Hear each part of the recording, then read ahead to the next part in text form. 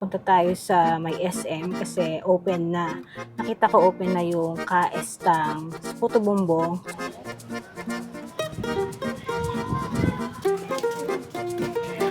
Madami na akong naibang na-try ng puto bumbong eh. Hindi naman ako kumakain ng puto bumbong talaga. Pero nung na-try ko yung Kaestang, yun na ang naging standard ko.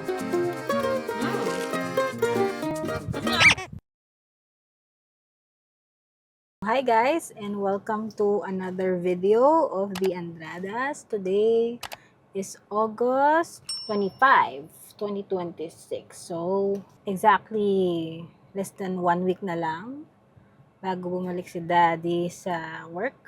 Buong August, naka-rest si Daddy ng one month, and September, babalik na siya. So, ngayon, ang agenda for today is kailangang kukunin lang ni Daddy yung result ng CBC ko kasi pinapa-lab ako ni OB, CBC. 2 weeks ago kasi nag-CBC na ako and yung results, mababa yung hemoglobin ko. Which is normal lang daw for pregnant kasi mas madami yung parang fluid sa body, so nadidilute, parang ganun yung hemoglobin. And ang normal level dapat for third trimester is sa 11. Yung sa akin, 9. So, tignan natin kung ano ang result ng CBC. And while waiting, so ano bang gagawin natin? Susunduin si AJ, susunduin natin si Apollo, and then pupunta tayo sa may SM kasi open na. Nakita ko open na yung Kaestang Puto Bumbong. So since I think 2021 nung naglaguna kami, nung first time namin na-try yun na yung parang naging standard ko ng Puto Bumbong. And even before, hindi naman ako kumakain ng Puto Bumbong kasi parang hindi ko siya bet. Pero nung na-try ko yung sa Kaestang, so, shout out to Kaestang Puto Bumbong. And yun, bili tayo ng Puto Bumbong sa may SM Calamba. Okay, so habang inaantay natin si Daddy, might as well bigyan ko kayo ng background about his work, my work. So, right now, ako ay maternity leave na ako since July pa. So, yung company kung saan kami nag-work kami as freelancers. And direct client kami, hindi kami under agency. So, yung client namin is overseas sa US. Parang napakalaking blessing yun na nasa isang company kami, tapos napakaganda ng company, ng management. And ayan, teka lang, andyan na pala si Daddy. Meron na? Yes! Tinignan mo? Hindi pa. Tignan natin ang resulta ng CBC. Dapat ano na yan? Ano yung kwan? Bumaba? Yung hemoglobin. Low pa din. Nandun pa rin. 9.4. Ha? Baba pa din. Kailangan mo din ata ng madaming water. Hindi kasi si Dora, di ba may CBC siya? Yun dun sa sa vet. Sa tinanong ko, okay naman po yung result. Okay naman sir, ang mababa lang sa kanya yung iron. Di ba iron yan? Mm-mm. Pero okay lang yun sir, sabi niya painumin niyo lang ng madaming tubig. Kasi sa tao, sa pusa, sa tao. Kasi sabi niya, kapag daw buntis, bumababa dahil ma-fluid. So parang nadidilute yung iron. Lang din. Pero, yan, ang baba. Ang gagawin ko? Kailangan mo lumaklak ng iron. Iron? Saan tayo ilalagay? Kasi kapag masyado namang madaming supplement, parang di naman na-absorb ng body na kahit madami kang i-take eh. Sundayin na natin si Apollo. Tarang! Nandito tayo sa department store. Nag-CR lang. Pero alam ko, in-intro na ni Mami kanina na nag-SM tayo. Kasi, harap mo sa akin anak. Kasi bibili tayo ng Puto Bumbong. Start na kasi ng Puto Bumbong season. Lapit na mag-bare months. Yan ang favorite ni Moms.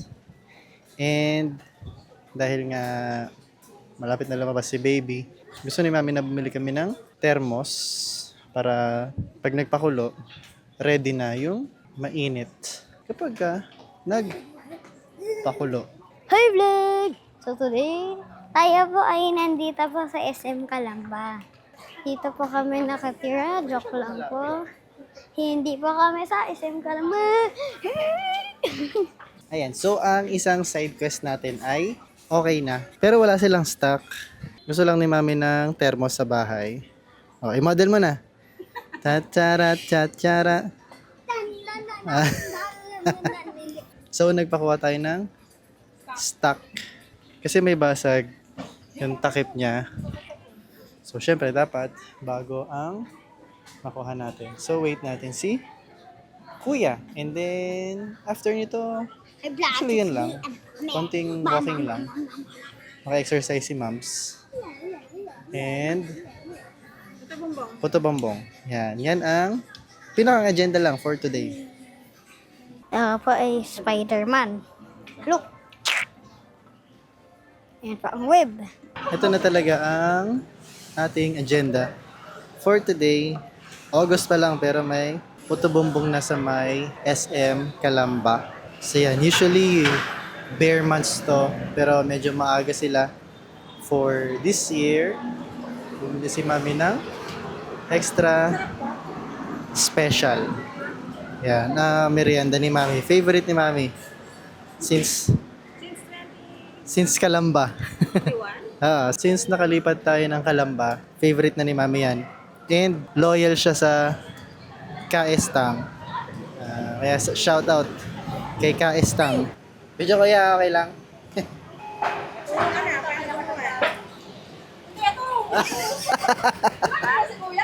Ay,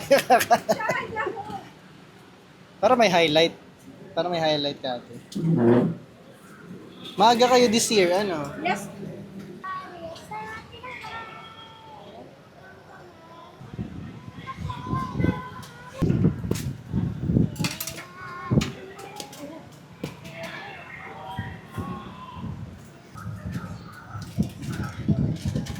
Mission accomplished. So, nakabili na kami ng Puto Bombong. Mamaya, itatry ni Apollo. Kasi hindi pa niya ata na-try.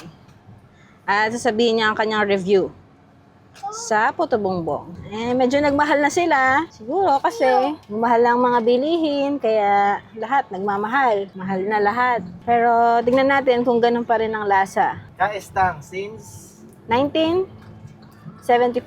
hindi ikaw. Ikaw. Loyal customer since 2021. Madami na akong naibang na-try ng Puto Bongbong eh. Hindi naman ako kumakain ng Puto Bongbong talaga. Bongbong? Bongbong. Bombong. Puto Bongbong. Pero nung na-try ko yung Kaestang, yan.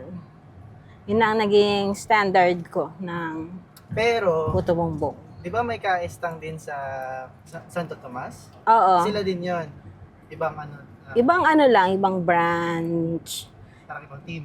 Oo, kasi parang lahat ng SM, meron halos eh. Parang sa SM. Lipa.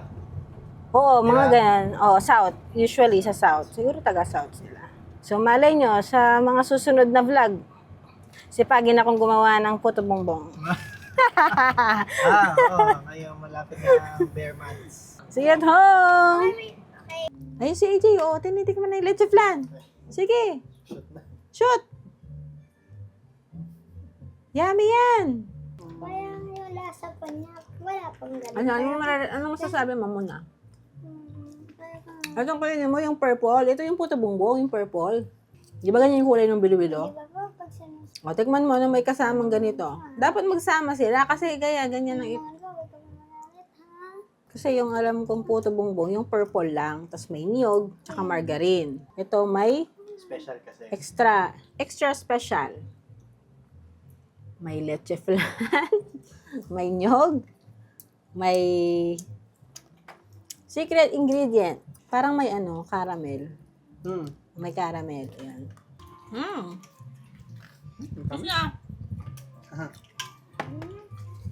So, eto, sobrang random lang din nito. Kasi kahapon, nag-order kami ni Mami ng walking pad. And kakadating lang ngayon. So, why not unbox it? Diba? Kasi for the past 3 weeks, panay ang ulan, hindi maka-walking sa labas. Tara, ano ba to? Ano daw? Hika Flow. Okay, buksan lang natin. Ito na siya. Hika Flow. Wala siyang hawakan. As in, ito lang. Meron yung may hawakan eh, pero parang masyadong malaki na. At least ito, pwedeng ilagay lang sa sofa. Ilalim. So, ayan. Sinaksak ko na. Sinasaksak pala to. Kasi nga, treadmill. Ay, si kuya. Kuya, ano masasabi mo? Ha? Diba? Sobrang ano lang. Ganyan lang, Ayan, timer, speed, and then distance, and then calories burned. Aba, may ganun pa, And that is it, guys, for today. Thank you for watching. Like and subscribe to our channel. Bye!